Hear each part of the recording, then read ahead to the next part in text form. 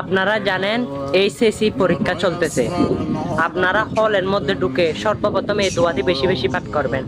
দোয়াটি হলো রাব্বি জিদনি ইলমা। আপনি যদি বাড়ি থেকে পড়ালেখা করে যান, যদি ভুলে যান, আল্লাহ রাব্বুল আলামিন আপনার জ্ঞান শক্তি খুলে দেবেন।